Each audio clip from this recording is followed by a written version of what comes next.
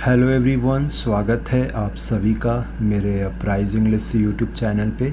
दोस्तों, आज मैं फिर से हाजिर हूँ एक नए इंटरेस्टिंग स्टोरी के साथ। इस स्टोरी को हमेशा की तरह वर्ड बाय वर्ड ट्रांसलेट करेंगे, इसके ग्रामर स्ट्रक्चर को डिटेल में कवर करेंगे और हर एक वर्ड मीनिंग का करेक्ट प्रोनाउंसिएशन जानेंगे और इसमें कुछ नए वर्ड मीनिंग्स भी दिए हुए हैं, उसका मतलब भी जानेंगे। सो दोस्तों, अब तक अगर आपने अब तक चैनल को सब्सक्राइब नहीं किया है तो प्लीज़ मैं आप सबसे रिक्वेस्ट करूंगा, चैनल को ज़रूर सब्सक्राइब करें, लाइक करें और अपने दोस्तों के साथ ज़रूर शेयर करें। सो चलिए इसे शुरू करते हैं। सो सबसे पहले इस कहानी का टाइटल क्या कहता है? Two fish and a frog. क्या मतलब हुआ? दो मछलियाँ और एक मेढक। सो दोस्तों, आज के कहानी का हमारा टाइटल है two fish and a frog. दो मछलियाँ और एक मेढक। सो दोस्तों, मैं इसे पढ़ना शुरू कर रहा हूँ, आप सबसे रिक्वेस्ट है कि इसे ध्यान से सुने। तो चलिए। Long long ago there lived two fish and a frog in a pond. क्या मतलब हुआ? दोस्तों, यह जो हमारा वाक्य यहाँ पर दिया हुआ है यह पास्ट इंडेफिनिट टेंस का वाक्य है और जब हम पास्ट इंडेफिनिट टेंस का वाक्य बनाते हैं तो वहाँ पर सब्जेक्ट के बाद वर्ब का सेकंड फॉर्म का प्रयोग करते हैं। यहाँ पर लीव वर्ब का सेकंड फॉर्म लिव्ड का प्रयोग किया गया है। लिव्ड का मतलब होता है रहता था। सो इस वाक्य का क्या मतलब हुआ? लॉन्ग लॉन्ग अगो, बहुत समय पहले, there lived two fish and a frog in a pond. बहुत समय पहले एक तालाब में दो मछलियाँ और एक मेढक रहा करते थे। The names of the two fish were Satbuddhi और सहस्त्रबुद्धि। क्या मतलब हुआ?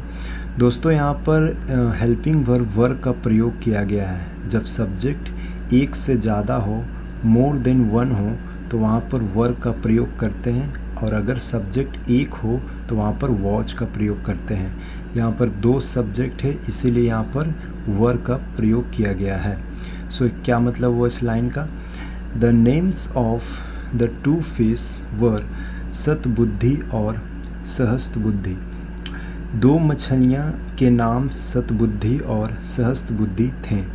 The name of the frog was एक बुद्धि और मेढक का नाम एक बुद्धि था।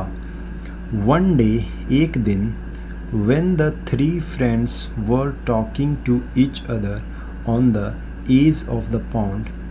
क्या मतलब हुआ?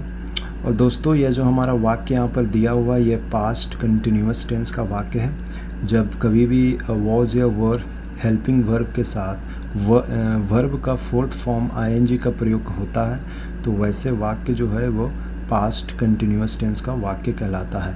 यह जो हमारा यहाँ पर वाक्य है यह पास्ट कंटिन्यूअस टेंस का वाक्य है। वन डे, एक दिन, when the three friends were talking to each other on the edge। और दोस्तों, एज का मतलब होता है किनारा। Edge of the pond. एक दिन जब तीनों दोस्तों तालाब के किनारे एक दूसरे से बात कर रहे थे। सम फिशरमैन पास्ट बाय। दोस्तों, पास्ट बाय एक फ्रेजल वर्ब है। पास्ट बाय का मतलब होता है गुजरना या फिर पार करना। सम फिशरमैन पास्ट बाय, कुछ मछुआरे वहाँ से गुजर रहे थे। दे वर कैरिंग। और दोस्तों, कैरिंग का मतलब होता है ढोना। इसे आगे देखेंगे। Baskets and nets with them. वे अपने साथ टोकरियाँ और जाल लेकर जा रहे थे। They saw the pond and said to one another. दोस्तों, यहाँ पर सी वर्ब का सेकंड फॉर्म सॉ का प्रयोग किया गया है। ये जो हमारा वाक्य है यह पास्ट इंडेफिनिट टेंस का अफर्मेटिव वाक्य है। दे सॉ द पॉन्ड, उन्होंने तालाब देखा और आपस में कहा this pond seems to be full of fish. और दोस्तों, यह जो हमारा वाक्य यहाँ पर दिया हुआ है यह प्रेजेंट इंडेफिनिट टेंस का वाक्य है। This pond seems to be full of fish. यह तालाब मछलियों से भरा हुआ लगता है। Let's come tomorrow and catch them. चलो चलो कल आकर उन्हें पकड़ते हैं। When the fisherman left the place, जब मछुआरा वहाँ से चले गए, the frog said to the fish, मेढक ने मछलियों से कहा, Friends, you also heard what the fisherman said. मित्रों, तुमने भी सुना जो मछुआरे ने कहा. Let's leave this pond immediately and go to some other pond to save our lives. क्या मतलब हुआ? Let's leave this pond immediately. और दोस्तों immediately का मतलब होता है तुरंत. यह एक एडवर्ब है, इसे आप नोट जरूर करें. Let's leave this pond immediately. चलो इस तालाब को तुरंत छोड़ दें. And go to some other pond to save our lives. और अपनी जान बचाने के लिए किसी दूसरे तालाब पर चले जाएं. But the two fish laughed. लेकिन दोनों मछलियाँ हंस पड़ी. सहस्त्र बुद्धि ने कहा, Well, as far as I think, the fishermen will never come back to catch us. क्या मतलब हुआ? सहस्त्र बुद्धि ने कहा, Well, ठीक है. As far as I think, जहाँ तक मुझे लगता है, the fisherman will never come back. और दोस्तों यह जो हमारा यहाँ पर वाक्य दिया हुआ है, यह फ्यूचर इंडेफिनिट टेंस का वाक्य है. और फ्यूचर इंडेफिनिट टेंस के वाक्य में सब्जेक्ट के बाद हेल्पिंग वर्ब विल और उसके बाद वर्ब का फर्स्ट फॉर्म का प्रयोग होता है. The fisherman will never come back to catch us. मछुआरे हमें पकड़ने के लिए कभी वापस नहीं आएंगे. But even if they do, they will never be able to trap us. क्या मतलब हुआ? लेकिन अगर वे आ भी गए, they will never be able to trap us, तो वे कभी भी हमें फंसा नहीं पाएंगे. ट्रैप का मतलब होता है फंसाना. बिकॉज क्योंकि we are expert swimmers and we know how to save our selfs. Expert का मतलब होता है कुशल, स्विमर्स का मतलब होता है तैराक. क्योंकि हम कुशल तैराक हैं एंड वी नो, हम जानते हैं कि हमें खुद को कैसे बचाना है. तो आगे देखेंगे.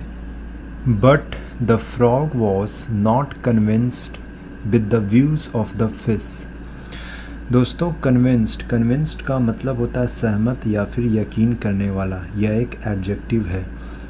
But the frog was not convinced with the views of the fish. लेकिन मेढक मछली के विचारों से सहमत नहीं था.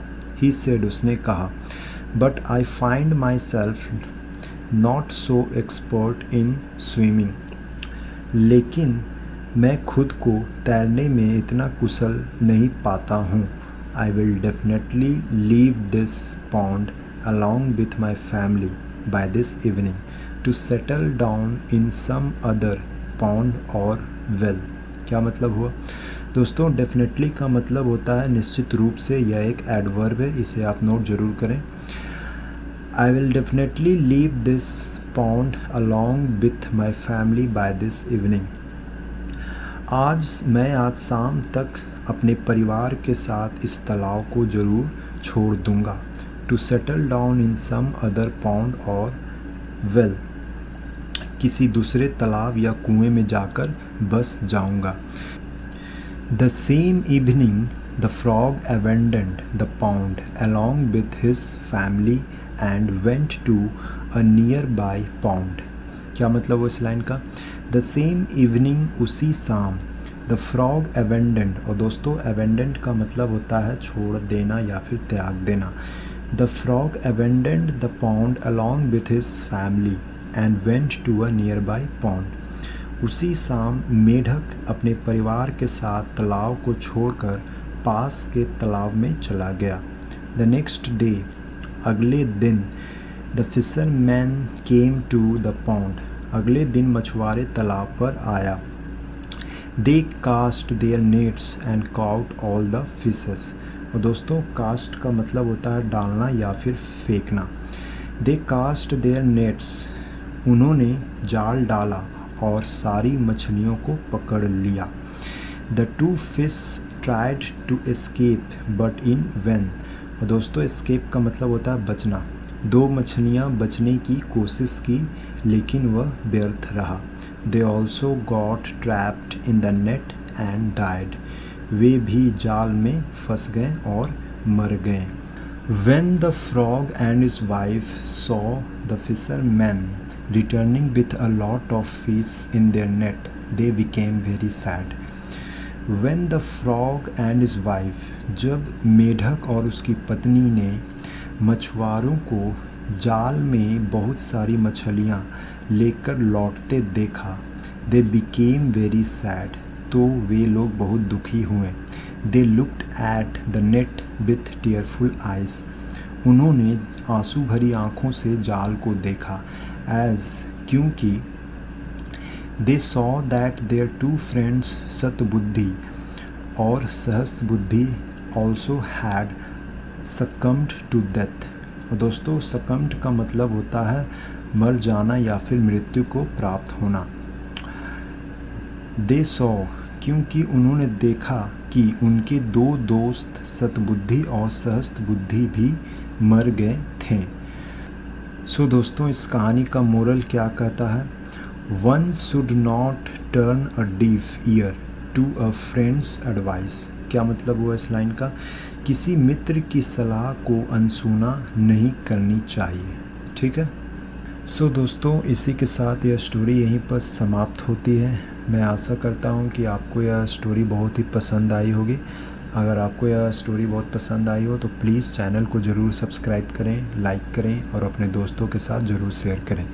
सो आज के लिए इतना ही। मैं एक बार फिर वापस आऊँगा एक नए इंटरेस्टिंग स्टोरी के साथ। तब तक के लिए धन्यवाद। Thank you very much.